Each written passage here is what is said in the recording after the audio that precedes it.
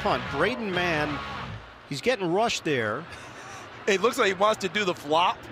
Cam Brown, am I going to do it? Am I going to do it? What? Am I? Maybe? Cam Brown's like, no. Like, no, I didn't get you. I didn't get you. We're not doing this. I love that. This is SportsCentre. Hey, I'm Marissa Roberto, and we've got some massive news out of Toronto, where William Nylander and the Leafs have agreed to a long-term extension. The deal is worth $92 million over 8 years. That's good for $11.5 million AAV, and also contains a full no-movement clause for the duration of the contract. Nylander has been improving steadily throughout his NHL career, finishing with a career-high 87 points last season. And he's on pace to easily smash that this year. After beginning the campaign with a 17-game point streak, he's now on pace for just shy of 50 goals and 120 points. On a team that has consistently underperformed in the postseason, Willie has proven to be one of Toronto's most reliable forwards of the core four.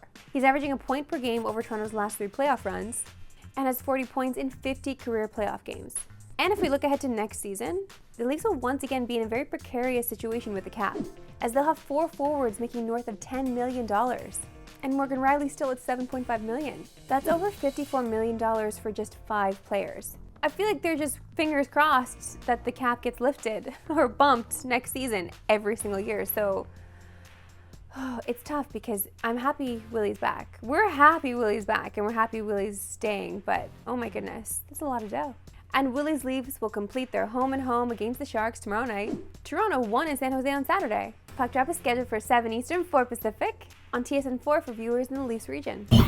After a wild weekend in the NFL, the playoffs are finally set, as the second season of the NFL is about to begin. And let's start by taking a look at this bracket, because we got some tasty matchups on Super Wildcard Weekend. With some great storylines like Stafford going back to Detroit to take on his former team and QB he was traded for in Jared Goff, and Mike McCarthy and the Cowboys taking on the Packers, the team he coached for over a decade. But let's start with the best matchup, and that's the Dolphins and Chiefs, as Tyreek Hill makes his return to Arrowhead. The Chiefs open up as 3.5-point favorites against Hill and the Finns. Now the big story heading into the playoffs is injuries, as some big names went down Week 18, with question marks when it comes to their status for Super Wildcard Weekend. Let's start with TJ Watt and the news broken by his brother JJ, who said it was a grade 2 MCL sprain.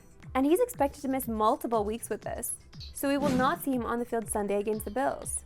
Now the Eagles had a pair of injuries in their blowout loss to the Giants, and they both initially looked pretty bad. But as bad as Jalen Hurts' finger looked, he called himself day-to-day. As for AJ Brown, when he went down with a knee injury, it had Eagles fans fearing the worst. But the initial reporting has said that it's not believed to be a serious injury. So while that may not be a big concern, what should be a big concern is how bad the Eagles have looked to end the season, as they're a mess, especially on defense since Matt Patricia took over calling plays, giving up 35 and 27 in back-to-back losses to the lowly Cards and Giants to end the season. And the last injury is Sam Laporta of the Lions. After setting the record for most receptions by a rookie tight end, he left the game with a hyperextended knee and bone bruise. And it's not looking like we're going to see him on the field Sunday against the Rams. Just a reminder, CTV and TSN have you covered for all of Super Wildcard Weekend. It all starts Saturday with the Browns and Texans, then Finns and Chiefs. Then we got a triple header Sunday with the Steelers and Bills, Packers and Cowboys, and Rams and Lions. Then it all wraps up Monday with the Eagles and Bucks.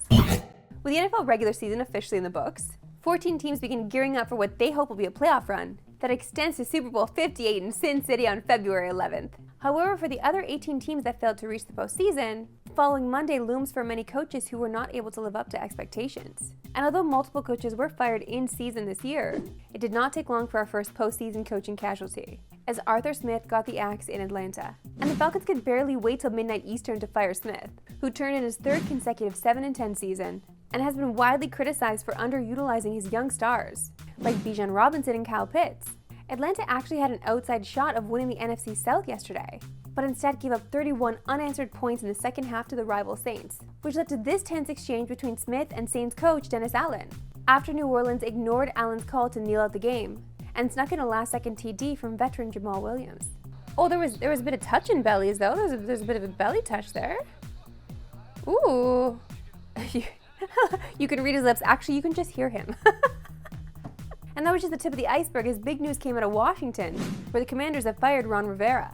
Rivera was brought in as a calming influence during the controversy of the team's name change, and multiple scandals under former owner Dan Snyder. But after winning the NFC East in his first year, he went 19-31 in the last 3 seasons, capped by an ugly 4-13 this year. But that's not even the craziest part. Monday got so wild that we even need a Woj bomb. Woj bomb! Yeah, we need a Woj and Schefter collabo tweet to explain. that Commanders owner Josh Harris is bringing in former Warriors GM Bob Myers and former Vikings GM Rick Spielman to help in a search for a new coach and head of football operations. Next up in Carolina, the Panthers have fired GM Scott Fitterer. Owner David Tepper canned Fitterer after a horrific 2-15 season, which saw him already fire the coach that they hired together, Frank Reich, after a horrific 1-10 start. On top of that, they traded away what will be the #1 pick in the draft for Bryce Young, who's coming off an awful rookie campaign. And we still don't have word on Bill Belichick's future in New England. Keep your notifications on for the latest breaking news across the NFL. Time now for my favorite segment and yours, that we love sports today. Why we love sports today. Now we know Drake has been associated with ball for almost as long as he's been associated with music. Actually, maybe longer if we count his Degrassi days. Jimmy was pretty cold before that unfortunate incident. Anyway, on top of his role as global ambassador for the Raps, we also know he still likes to hit the hardwood. Remember back in September of 2022? We saw him drop 12 triples in a game. But this past weekend, we saw him playing the role of distributor. Yeah.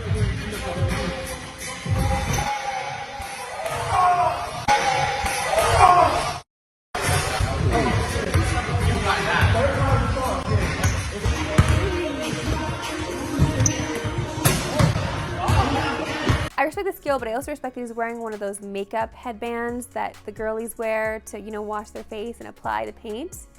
Just respect. The biggest day of the college football season is upon us, as the national championship game is set for tonight. The top 2 seeds, Michigan and Washington, will square off in a battle of 2 undefeated teams for a chance to win the final national championship before the CFP expands to 12 teams next season. No matter who wins, it will end an epic drought, as the Wolverines haven't raised a trophy since 1997. Well, the Huskies' last title was over 3 decades ago in 1991. Ew, God, 3 decades ago in the 90s? Ugh, I feel sick. With Washington set to lead the Pac-12 next season, they could also deliver the conference their first title since USC in 2004 as a parting gift. Despite all the sign-stealing controversy, Jim Harbaugh's Wolverines have not missed a beat, and enter tonight as pretty heavy favorites according to FanDuel, although the spread has shrunk a bit in recent days. And you can catch the Natty tonight on TSN.